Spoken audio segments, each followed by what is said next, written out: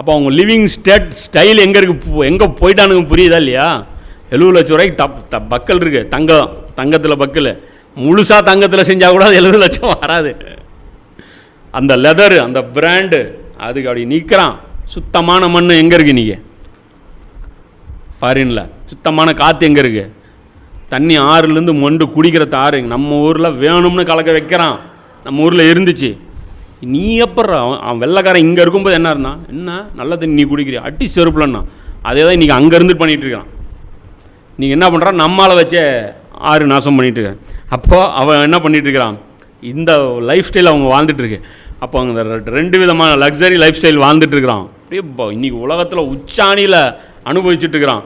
அவன் அனுபவிக்கிறது நீங்கள் அடித்து பாருங்கள். அவன் சாப்பிட்ற பீஃப்லேருந்து, அந்த பீஃப் எப்படி இருக்குன்னா அதுக்குள்ளே அப்படியே அந்த கொழுப்பு, அப்படியே அது கறியில் ஒவ்வொரு துண்டுலேயும் கொழுப்பு இருக்குது. நம்மளுக்கு கொழுப்பு தனியாக இருக்கும், கறி துண்டாக இருக்குங்க. நீங்கள் கறி வெறும் தொடை பீஸ் எடுத்து அறுத்திங்கன்னா அதில் உள்ள ஒரு துண்டு கருப்பு இருக்காது. அதில் அந்த இந்த இது இருக்குல்ல, இந்த மரத்துடைய இந்த கிரைன்ஸில் ஒரு லைனு கறி, ஒரு லைனு கொழுப்பு, இப்படி அது கரைஞ்சிரு. அது போட்டால் அப்படியே கறி மெல்ட் ஆகுது. அது எக்ஸ்போர்ட் பண்ணுறது ஜப்பானில் இருக்குது. அந்த மாடுகள் வளர்த்துற இது எங்கே இருக்குது தெரியுமா?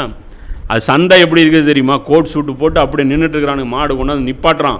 50 லட்சம், 1 லட்சம், 50 லட்சம், 20 லட்சம், 1 கோடி ரூபான்னு கேட்குறான் அந்த மாட்டு ரேட்டு. அதில் அப்படி சாப்பிட்றான். நீங்கள் வேக பீஃப்னு அடிச்சு பாருங்க, உலகத்திலே மிக காஸ்ட்லி பீஃப் கறி அது. அப்போ அதெல்லாம் அவங்க ஸ்டேட்டஸ் அப்படி போயிடுச்சு.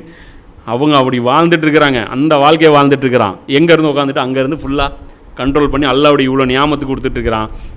அப்போ இவன் புத்தி சொல்கிறான். அவன் புத்தி சொல்லும்போது என்ன சொல்கிறான்? நான் உன்னை விட, அவனுடைய அந்த நண்பனோட உரையாடும்போது என்ன சொல்கிறான்? உன்னை விட அதிக செல்வமுடையவன், உன்னை விட அதிக ஆள் பலமுடையவன். அவன் அதான் கேட்குறான், என்ன புத்தி சொல்ல நீ வந்துட்டியா? என்னப்பா அபுல் ஹசன் நதவி, என்னப்பா மௌலானா மௌதூதி, இல்லைப்பா அல்லாமா இக்பால், உங்கள் தராதரம் என்னன்னு தெரியுமா? நான் சாப்பிட்டுட்டு இருக்கிற சாப்பாடு என்னன்னு தெரியுமா? என்கிட்ட அட்வைஸ் பண்ணுறதுக்கு ஒரு ஒர்த்து வேணாமா? என்ன லெவலில் நீங்கள் பேசிகிட்டு இருக்கீங்க? என் திறமை என்ன? எங்களுடைய ஸ்டேட்டஸ் என்ன? இப்போ இன்றைக்கி எடுத்துங்க, என் G7 நீ இருக்கிறியா? நீ முஸ்லீம்கள் அட்வைஸ் பண்ண என்னம்மா? G7 நாடுகள்னால் என்ன தெரியுமா? ஐநா சபையுடைய நிரந்தர உறுப்பினர் 5 பேரில் நாங்கள் ஒருத்தர். நீங்கள் இருக்கீங்களா? எந்த முஸ்லீம் நாடு இருக்குது? இன்றைக்கி யாருக்காவது பேசுகிறது தகுதி இருக்கா? நம்மளை இஸ்லாம் ஒரு தீன் இருக்குன்னு கேவலமாக பார்க்குறானா இல்லையா? அவன் சொல்கிறான், பிறகு அவன் தன் தோட்டத்தினுள் நுழைந்து அப்பொழுது தன்னுடைய ஆன்மாவுக்கே கொடுமை இழைப்பவனாக கூறலானான். இந்த செல்வம் என்றைக்காவது அழிந்து விடும் என்று நான் கருதவில்லை. இவன் என்ன நினைக்கிறான்? இப்போ இன்றைக்கி இந்த நியூ வேர்ல்டு ஆர்டர் இருக்குல்ல, இது என்றைக்குமே அழியாதுன்னு நினைக்கிறேன்.